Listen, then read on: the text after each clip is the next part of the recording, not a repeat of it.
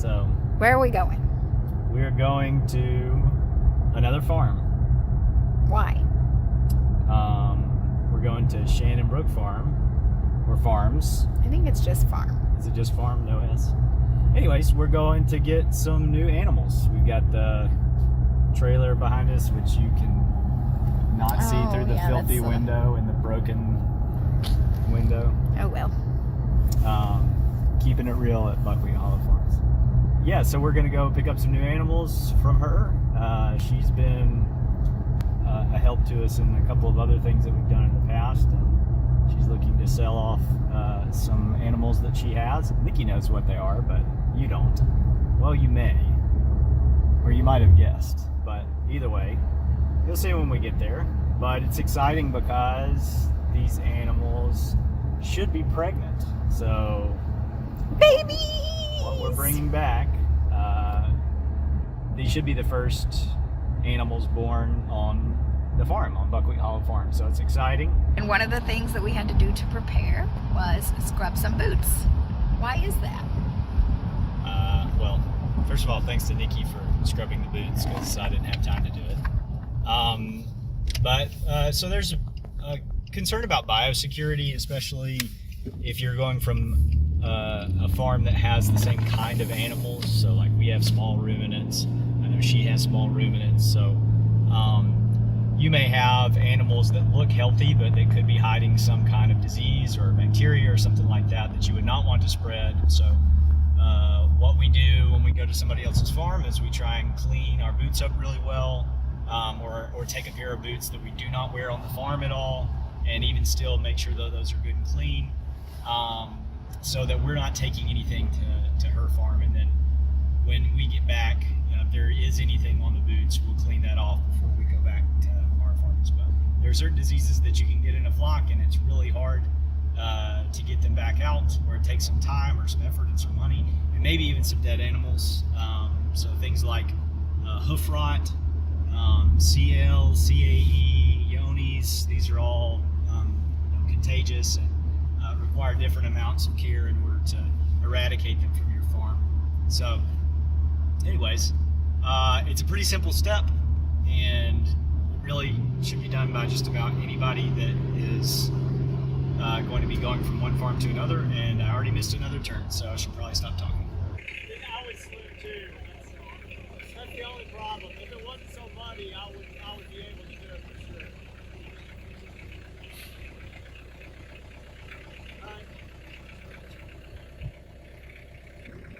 This is why farm vehicles should be four-wheel drive. Here we go. Yay!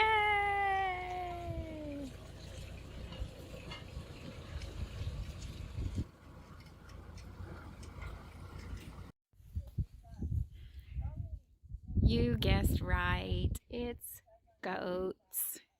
Today we're going to get 5 pregnant does. They are, I think, 2 years old, and this would be their second time kidding. Hopefully, they'll all have twins. Maybe we'll get a set of triplets. We will see. We're in the selection process right now.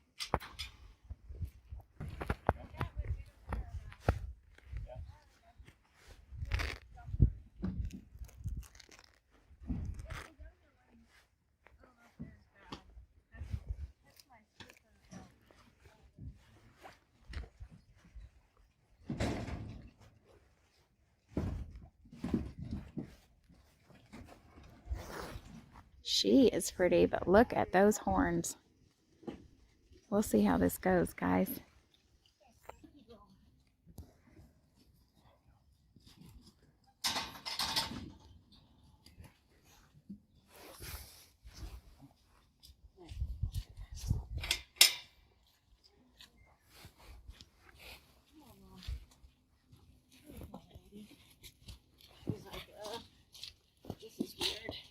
This is going to be the hard part. It's okay, Mommy. It's okay.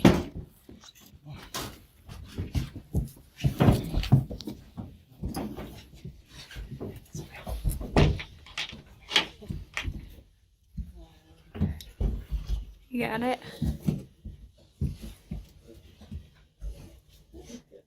That's the thing about the Featherlight. It's such a nice trailer, Uh-huh. and you can't get out. Right. Like, there are two. That's one of the changes. Yeah. I did find out fairly early on. Okay. Because I had to lock it to be able to It's screw some okay. screws in. That's And I okay. could reach around, lock it, and reach around and unlock it.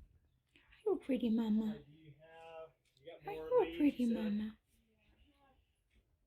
Then I had more. I just got over. I said Featherlight, and I'm not into it. I'm not into it at all. It's a lot of work. Come on, Mommy. Let's go. Let's go, Mom. You like it? One of my favorite goats. Ooh, got a feisty one.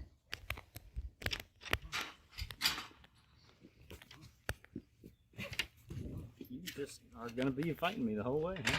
Every single one of them. It's like, oh, yeah. All right, don't turn around and headbutt me, please. All right,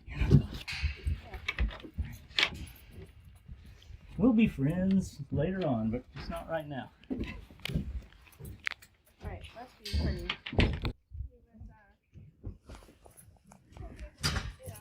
We're together. Uh-huh.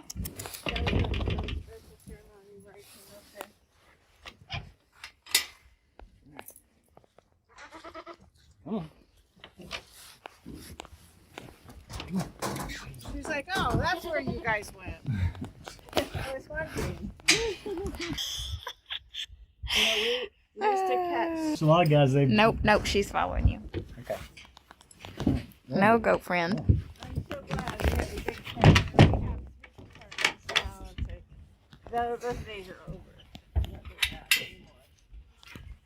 You ever drop the trailer in where they are? Oh, she's a frisky one. Yeah. Hi, goat friend. See how this goes. We get her right up there.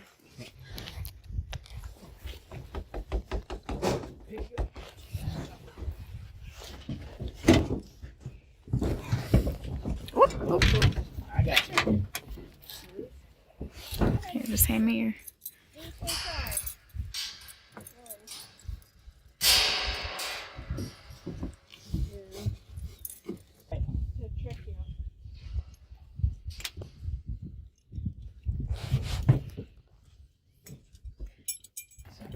Yeah.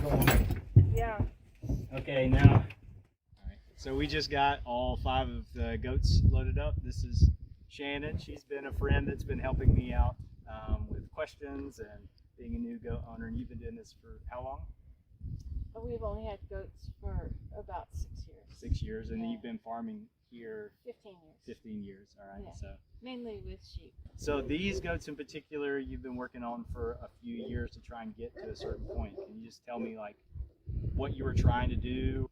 We initially weren't going to have goats, but since we're a certified organic farm, we could not use any kind of chemicals on our fence line to keep all the vines down. And we ended up with literally thousands of pounds of vines taking down the woven wire fence. Uh-huh.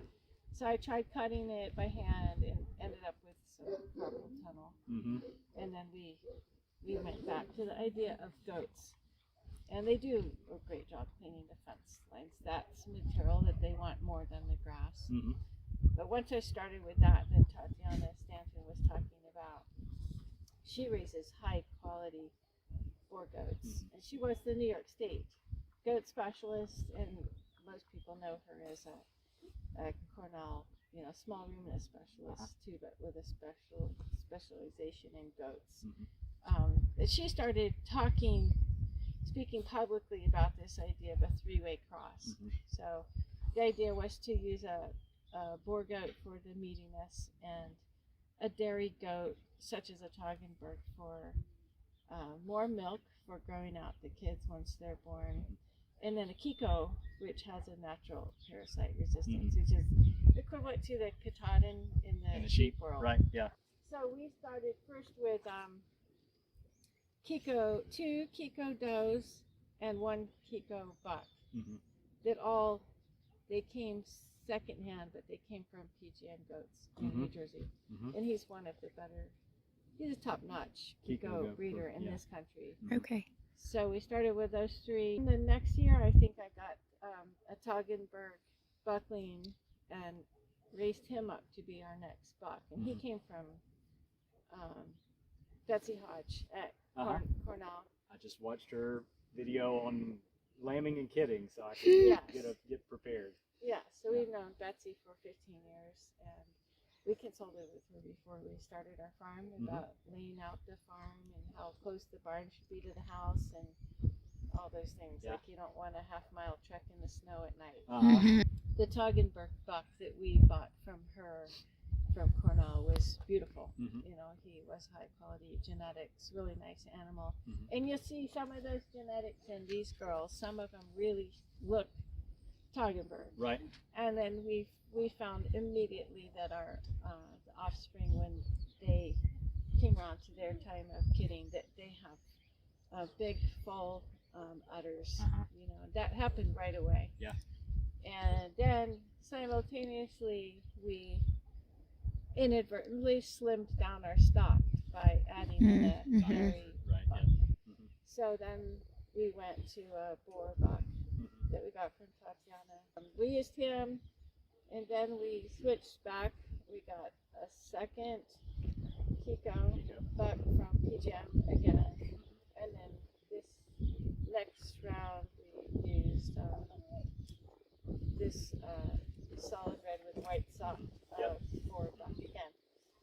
So we were thinking we would just do like Kiko, dairy, boar over and over, like a no-brainer formula, but then we realized that makes no sense. Because if you keep adding in every third buck a dairy buck, you're going to end up with slim, and then you're trying to bulk back up again. Yeah, and our focus is meat goats. So we only used one dairy buck so far, and you'll see with your goats when they kid that they have amazing udders. They're big and they're full, and the kids go well. And then since we cut out the second round of the dairy buck, we added in an additional round of the boar to try to build back up the bigger, meatier frame. And these have really good body condition. I was also, the first time I came, I was super impressed because you said, I wish I was moving them a little bit more, but things are crazy right now. And I checked all their eyes, and they were just blood red. And I'm moving mine like every 2 days, you know, and dewormed when they came on, and still, like, they're good in pink, but they weren't as red as those eyes were. So I'm excited about good parasite resistance to, you know, pass that down in genetics, as well as just to see. And we'll be selective as well. I mean, as their offspring comes out, if we start to see lines that are not doing what we want, either bad mothering or, you know, bad udders or something like that, we'll try and cull for those too. I'm sure I'll have more questions in the future. Yeah, that's the most interesting part. Yep. The questions. Yep. Why did this happen? Why did that happen? Right. And for me, coming from, and you as well, coming from no farming background, right? You had done no farming before that, right? No, 4-H. Yeah. I was a hardcore 4-H kid. Well, I was not. So this is all, I mean, I enjoy the learning process of it, both hands-on and reading and asking people that have been doing it to get, you know, additional information. So that's all enjoyable.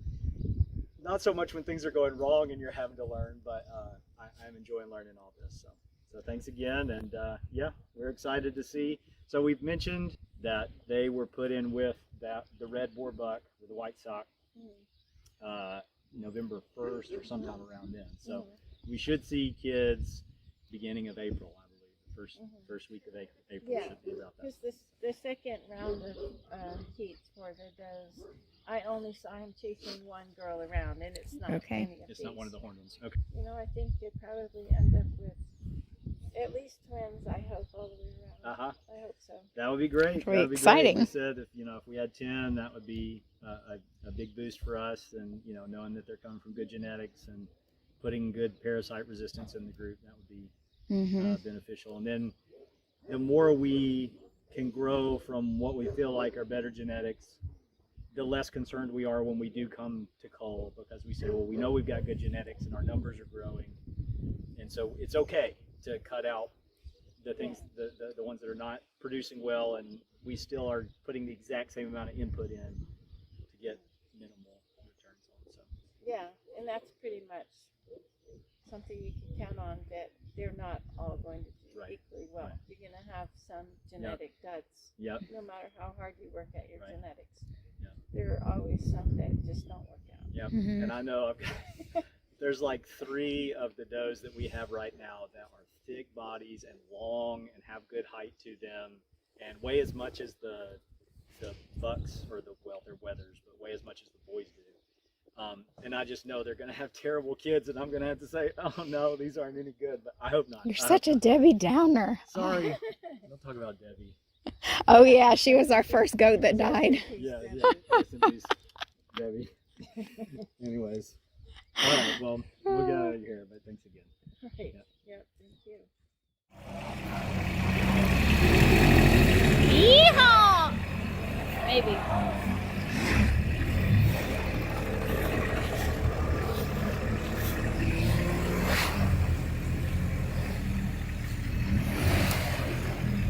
Yay! Keep on going. Keep going, girl.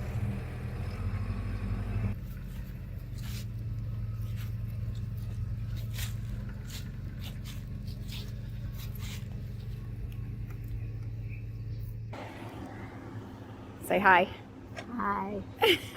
Look at all the goats. Hey, goat friends. You got some more goat friends. Will they be all right? Dark.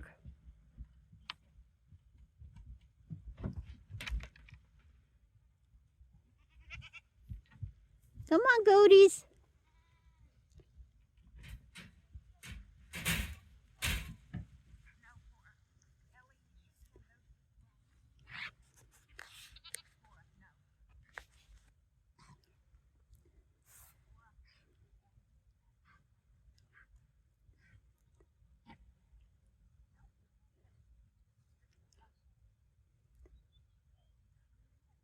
They're not moving. Yep. We're still trying to figure out what's going on. Hey, goats. Come on, goatie. Oh, we missed this one, didn't we? It's coming. There we go. That's a big one. Yep, they're all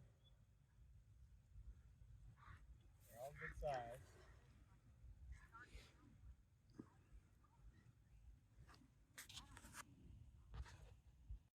So last night, after checking on the goats and all the coyotes that were making a bunch of noise, I came out, stayed in the truck for a little bit. I decided that, it's about 11 o'clock at night, but I decided that me and Mr. Mossberg 88 would come out and be reinforcement for a little bit. Trying to make sure Poro was good. And then I did something kind of stupid, which is at midnight, I actually combined the new goats with the old goats and the dog. Mostly just because the new goats were right beside the fence where Zipporah was. So I assumed that they probably wanted to be brought over. Poro seemed to be okay with it, so I just moved them. And Poro went crazy for a little bit, but thankfully, even though I was impatient, got them all put in, and now there's the new goats. They have found the goat shelter, and here's all the old goats, but they are not mingling real well yet, because I think last night the little goats figured out that the big goats are probably going to be a little bit more in control than they would like. So we'll see. We'll see how it goes.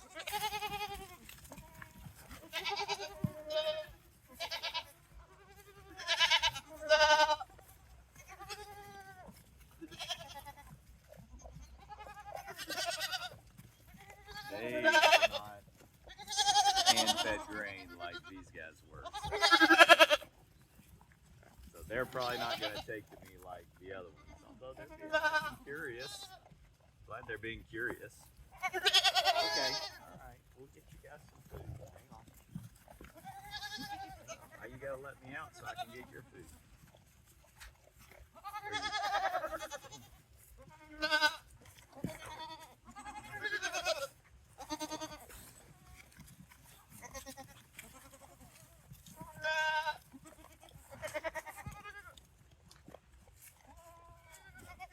The big goats are judging the little goats right now.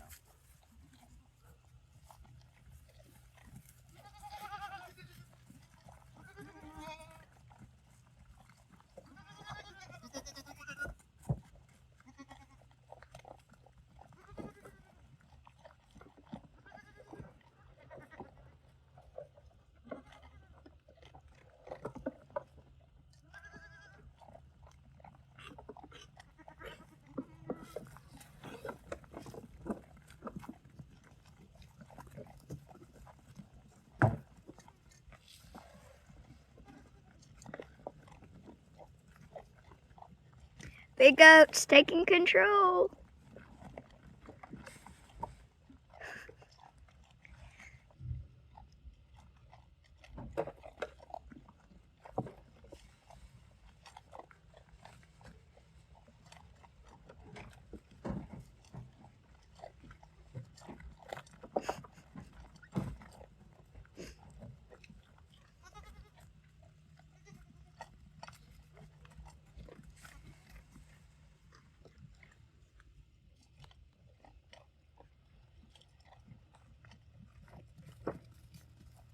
I need to make these smaller ones. I need to raise them up some.